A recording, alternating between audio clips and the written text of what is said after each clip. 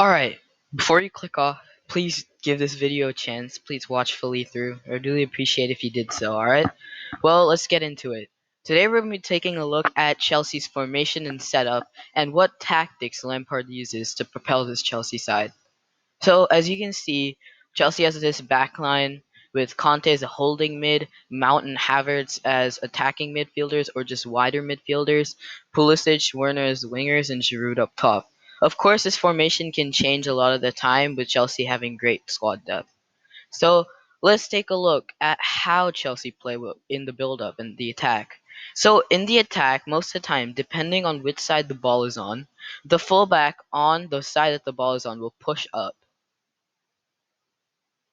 Conte will stay back and shield this as Silva goes here, Zuma goes in the middle, and James tucks in with Conte over here.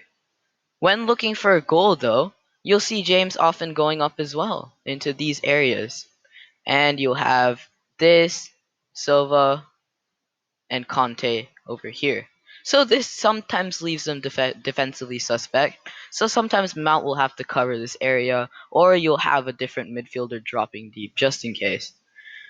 A lot of Chelsea's main strategy focuses on creating overloads on different sides of the pitch. Since Chelsea have very competent fullbacks, they're able to do this well and actually put crosses in. By overload, let's take a look at an example. When four or so Chelsea players are on one side, and they keep moving and dragging around defenders, it frees up space for other players. Many teams that play against Chelsea will go a little bit narrower because Chelsea have the individual brilliance to be able to work through a side through the middle. So instead, most likely they'll let them, especially with Chilwell and James on these sides, they'll let them get by them. Not just let them get by them though. You have interesting and very good footballers who have good link up play here and get to put some good crosses in, as that is Chelsea's main game plan.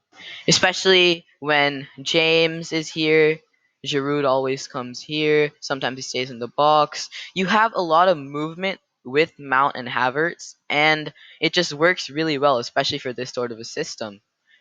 Another thing that Chelsea's really good at, in fact, is scoring goals off of corners. Chelsea have very good heading ability in Zuma, Silva, and Giroud.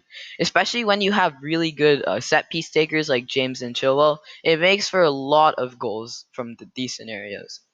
Let's take a look at Chelsea's defensive structure now. So Chelsea can do a lot of things. They can sit back like you saw them do against Man United. They can press, just basically they press, just like a normal team does on the ball, pushing up, but also watching the player behind them. We take a look at this Chelsea side, who was pretty shaky in the beginning of the season when it came to conceding goals, but now with Silva and Zuma and Conte, Conte does an amazing job, and he's really underrated in this team. He sweeps up after uh they win the ball back. He works entirely hard. He runs a marathon as a warm up. He just does everything. He's an incredible player, incredible baller, and just really underrated for this Chelsea side. And I don't see a lot of people talking about him, but he's been really good. His work just goes unnoticed. Especially when you have players like Pulisic who are really fancy on the ball, and Giroud and Werner, and especially Giroud, man, this guy's been scoring a lot of goals. But where Chelsea are defensively suspect, as we can see here, you can see that the backline of Chelsea does not have a good amount of pace. Zuma and Silva don't possess pace, and Conte, if you just have one pacey CDM, it's really not going to work out that well, especially against Wolves when Chelsea poured their men forward and they lost the ball. You see a glaring gap in the middle here. So one driving run and one, if you get past one player and you throw these players forward. Look at this. Look at this scenario now. Havertz, Giroud, Pulisic, Chilwell, Werner, James. It can't get back soon enough. It's practically a 4v3 here. So I see Chelsea, as with any teams that play attacking and throw a lot of men forward, do have problems in dealing with counterattacks, especially with their lack of pace. So yeah, that's about it. I hope you enjoyed. If you liked it, please feel free to like and subscribe.